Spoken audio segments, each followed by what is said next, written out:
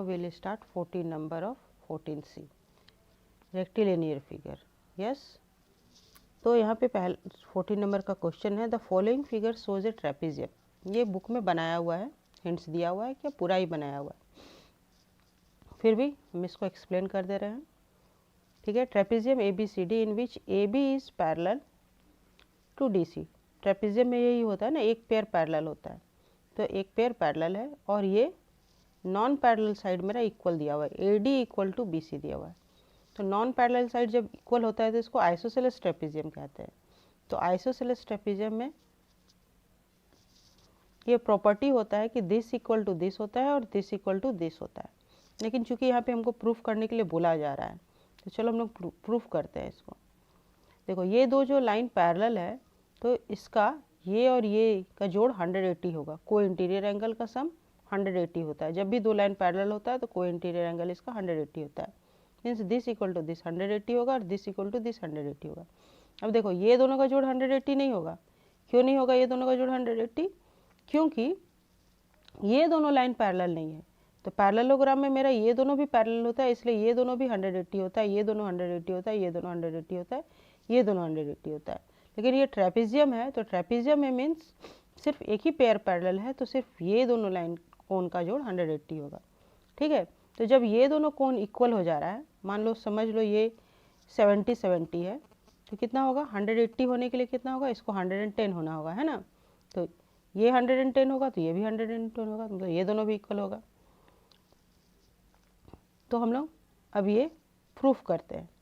Proof करने के लिए हमको क्या करना होगा, प्रूफ करने के लिए एक परपेंडिकुलर यहाँ से ड्रॉ करना होगा। ठीक है, एक यहाँ से हम परपेंडिकुलर ड्रॉ करते हैं।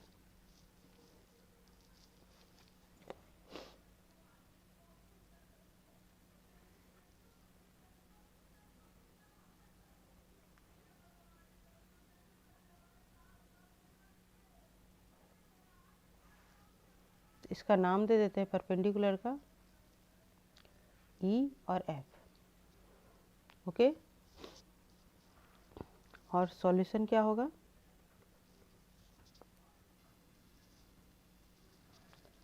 तो यहाँ पे लिखते हैं ज्वाइन नहीं,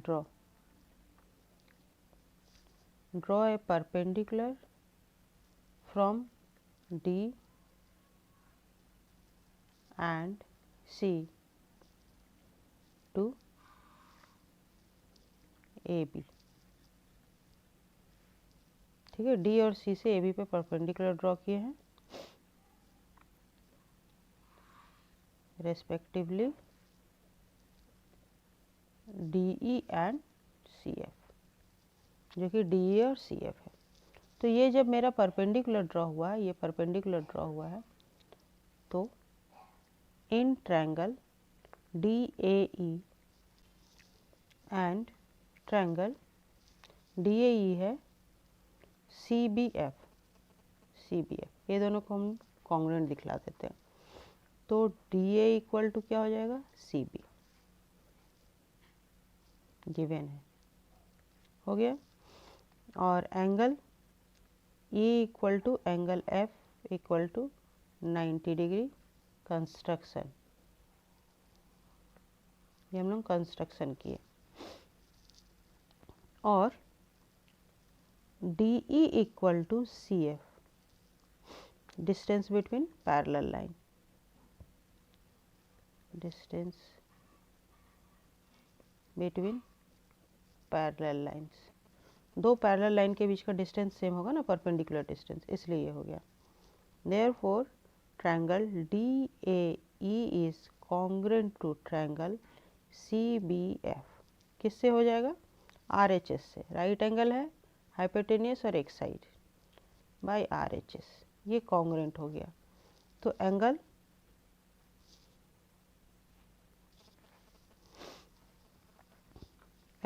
DAE equal to angle CBF by CPCTC,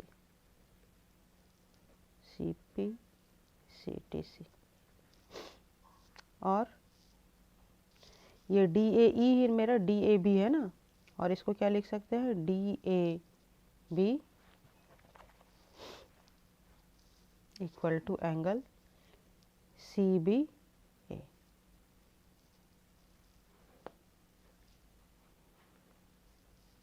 ये मेरा फर्स्ट प्रूव्ड हो गया, पहला प्रूव्ड हो गया। अब दूसरा प्रूव्ड करना है।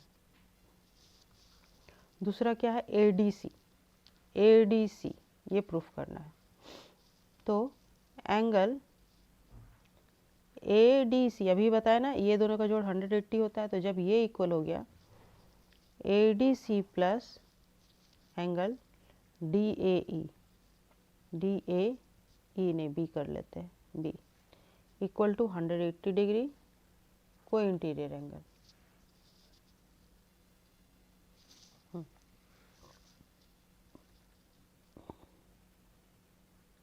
को इंटीरियर एंगल।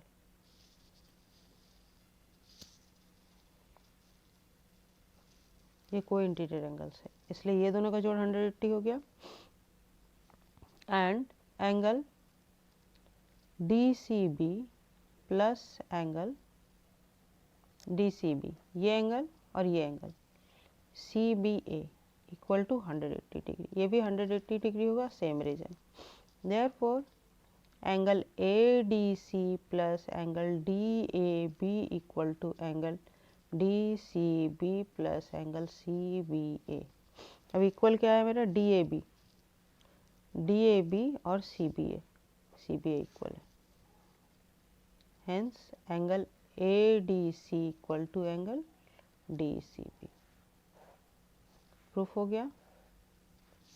यही बोला जा रहा था ना, ADC equal to BCD। Second proof हो गया। ठीक है। थर्ड है AC इक्वल टू BD।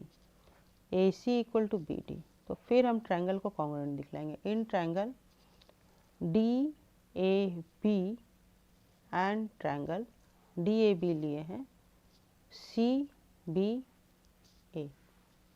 ठीक है। चाहो तो इसका अलग से यहाँ पे फिगर बना लो, छोटा सा हम फिगर बना लेते हैं, समझने में सुविधा होगा। ये मेरा DA है और ये AB है ना, और ये D है, ये इक्वल है। और इधर हम बना रहे हैं कौन सा साइड, इधर बना रहे हैं, फिर AB है और ये BC है और ये मेरा है AC। ठीक है। तो देखो DAB ट्रायंगल और CBA ट्रायंगल लिए, तो यहाँ पे AB equal to AB common है ना, AB इक्वल टू AB ये कॉमन है, हो गया। और उसके बाद ये equal to DA equal to CB, ये मेरा इक्वल दिया हुआ है, ये गिवन है। थर्ड कंडीशन क्या लेंगे, थर्ड कंडीशन जो हम लोग प्रूफ किए, ये एंगल प्रूफ किए ना हम लोग अभी यहाँ पर, DAB equal to CBA, angle DAB equal to angle CBA from 1। ठीक है, ये प्रूफ हो गया। Therefore, triangle DAB is congruent to triangle CBA by side angle side से ये प्रूफ हो गया। जब ये प्रूफ हो गया तो क्या निकल के आ गया मेरा, तो ये DB equal to, hence DB equal to CA हम लिख सकते हैं बाई CPCTC से, CPCTC से। और जब ये इक्वल निकल के आ गया तो अब मेरा नेक्स्ट है OA equal to OB, OA equal to OB। अच्छा, तो ये मेरा थर्ड प्रूफ हो गया। ठीक है। फोर्थ प्रूफ करने के लिए क्या करेंगे, अब ये दोनों ट्रायंगल लेते हैं। In triangle DOA and triangle COB, ये दोनों ट्रायंगल लेते हैं। तो यहाँ पहले ही तो हम देख रहे हैं क्या, DA equal to CB given है। ठीक है। और क्या देख रहे हैं, एंगल जो हमको आराम से दिख जा रहा है, DOA equal to angle COB, vertically opposite angle, दिख गया। और एक हम क्या प्रूफ कर सकते हैं, देखो, और एक देखो, हम ये एंगल इक्वल दिखा सकते हैं ना, ये एंगल, ये एंगल, यही एंगल है ना यहाँ पर, ADB, ADB, तो angle ADB equal to angle BCA, BCA क्यों हो जाएगा, क्योंकि यहाँ पे ये रीजन लिख लो, क्योंकि triangle DAB is congruent to triangle CBA, तो बाय CPCT से, CPCTC से ये मेरा कॉन्ग्रुएंट, हम इसको, ये दोनों ट्रायंगल कॉन्ग्रुएंट है इसलिए ये बाय CPCTC से हो गया, हो गया। तो therefore triangle DOA is also congruent to triangle COB। अब ये दोनों ट्रायंगल भी कॉन्ग्रुएंट हो गया मेरा, और जब ये दोनों ट्रायंगल कॉन्ग्रुएंट हो गया तो मेरा यहाँ से हम लिख सकते हैं क्या, जब ये दोनों ट्रायंगल कॉन्ग्रुएंट हो गया तो हम यहाँ से लिख सकते हैं hence OD equal to OC and OA equal to OB by CPCTC। CPCTC का फुल फॉर्म जानते हो ना, corresponding part of congruent triangle is congruent, माने जब ट्रायंगल कॉन्ग्रुएंट हो गया तो उसका करस्पॉन्डिंग पार्ट, माने जिसके जो समान है ये इक्वल हो जाएगा। तो ये भी मेरा इक्वल हो गया, ये मेरा प्रूफ हो गया। यहाँ पे थर्ड प्रूफ हुआ था, यहाँ पे फोर्थ भी मेरा प्रूफ हो गया। ओके, हो गया, ओके। ये कॉन्ग्रुएंट हो रहा है बाय, किससे कॉन्ग्रुएंट हो रहा है, ये देखो, ये ट्रायंगल है ना, ये ट्रायंगल और ये ट्रायंगल हम लोग प्रूफ कर रहे हैं, ये ट्रायंगल और ये ट्रायंगल। तो यहाँ पे हम लोग क्या किए, ये एंगल और ये एंगल इक्वल दिखला दिए, ये साइड इक्वल दिखलाए और ये एंगल इक्वल हो रहा है। तो क्या हो रहा है, एंगल एंगल साइड से ये हो रहा है, बाय एंगल एंगल साइड से ये मेरा कॉन्ग्रुएंट हो रहा है। Okay, okay. Now in 15 number, 15 number में क्या है,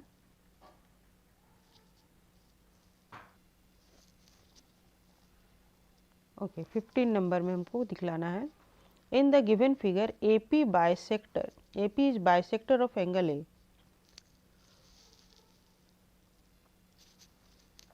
एंगल A का बाइसेक्टर AP है, ये बाइसेक्टर है, ठीक है, and CQ is bisector of angle C, CQ का बाइसेक्टर ये है। तो ऑफ पैरेललोग्राम ABCD, ये एक पैरेललोग्राम है, prove that APCQ is a parallelogram. तो ये भीतर वाला भी जो है ये मेरा पैरेललोग्राम हो रहा है। कैसे दिखलाएंगे, तो हम लोग पहले इसको हमको इस यहाँ से एक ज्वाइन करते हैं लाइन, ठीक है, ज्वाइन AC, और पैरेललोग्राम इस तरह का हम पहले भी सवाल किए हैं, उसमें हम मेरा ये पार्ट इक्वल दिया हुआ था ना, तो हम दिखा दिए थे ये इक्वल ये है, तो ये भीतर वाला भी इक्वल हो जाएगा, और तो ये मेरा अगर बाइसेक्टर हो जाएगा, diagonal bisect to each other, अगर हम दिस इक्वल टू ये वो पॉइंट पर इंटरसेक्ट कर रहा है तो ये तो मेरा एक डायगोनल है ही, ठीक है ना। तो अगर हम दिस इक्वल टू दिस दिखला दिए, बाइसेक्ट ईच अदर, और दिस इक्वल टू दिस हो जाएगा, तो ये मेरा पैरेललोग्राम हो जाएगा। तो इस सवाल में हमको क्या करना है, हमको दिस इक्वल टू दिस दिखलाना होगा। कैसे दिखलाएंगे, तो हम ये ट्रायंगल और ये ट्रायंगल लेके चलते हैं, ठीक है, ये ट्रायंगल और ये ट्रायंगल लेके चलेंगे, तो हम दिस इक्वल टू दिस भी दिखला देंगे, ठीक है, ये दिया हुआ तो नहीं है कहीं, और दिस इक्वल टू दिस भी दिखला देंगे। तो चलो हम लोग काम करते हैं, in triangle DAP and triangle DAP लिए हैं, देखो, तो इधर से हमको BCQ लेना होगा, BCQ, हर हमेशा नाम पे ध्यान देना। तो DA इक्वल टू BC होगा, क्यों होगा बताओ तो, opposite side of the parallelogram, opposite sides of parallelogram, parallelogram का अपोजिट साइड है, इसलिए दिस इक्वल टू दिस हो गया, हो गया। और ये एंगल इक्वल टू ये एंगल होगा, angle DAP equal to angle BCQ, क्योंकि opposite angle of a parallelograms equal, क्योंकि angle A equal to angle C, therefore angle A/2 equal to angle C/2। A equal to C होता है इसलिए उसका bisector भी equal होगा opposite angle of parallelogram.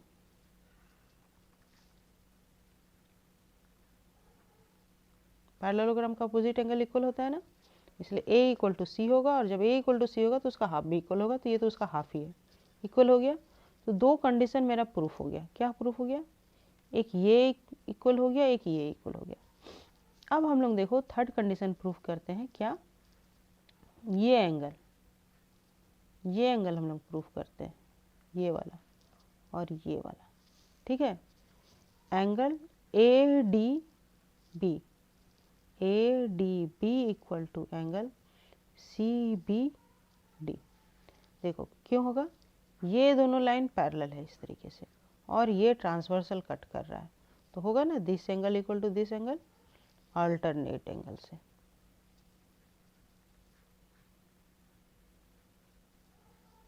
ठीक है, अल्टरनेट एंगल से ये भी इक्वल हो गया। तो angle side angle, therefore triangle DAP equal to triangle BCQ by angle side angle. Hence जब ये कॉन्ग्रुएंट हो गया, कॉन्ग्रुएंट हो गया तो मेरा क्या हो जाएगा? Hence DP equal to BQ by CPCTC,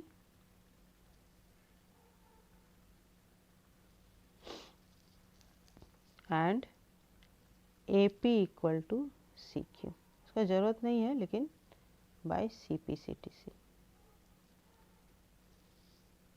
इसको 1 नंबर दे दो। हो गया। तो अब क्या हो रहा है? DB and AC are diagonals of parallelogram ABCD। Parallelogram ABCD का डायगोनल है, तो यहाँ से क्या हो जाएगा? DO equal to OB and AO equal to OC। Diagonals bisect each other, diagonals bisect in parallelogram. Parallelogram में डायगोनल बाइसेक्ट होता है इसलिए ये इक्वल हो गया। अब DO इक्वल टू क्या लिख सकते हैं हम? DO इक्वल टू OB है, तो DO इक्वल टू हम लिख सकते हैं DP plus PO equal to OQ plus QB लिख सकते हैं। और DP प्लस QB तो हम यहाँ पे दिखला चुके हैं, तो ये कैंसिल हो जाता है क्योंकि DP इक्वल टू QB है। तो यहाँ से निकल के आ रहा है PO इक्वल टू OQ, और ये क्या है? PO इक्वल टू OQ हो जाने पे क्या हो रहा है? देयरफॉर इन AQCP, अभी हम इसको पैरेललोग्राम नहीं लिख रहे हैं, इन क्वाड्रिलेटरल लिख सकते हैं, quadrilateral.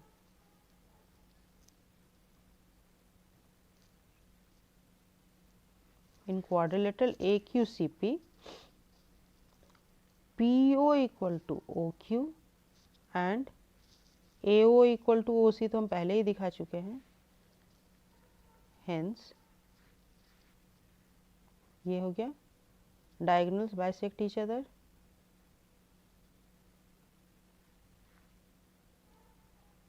Bisect each other, diagonal इसे बाइसेक्ट कर दिया। Hence AQCP is also a parallelogram। Proved हो गया, प्रूव्ड। इजी था। ओके।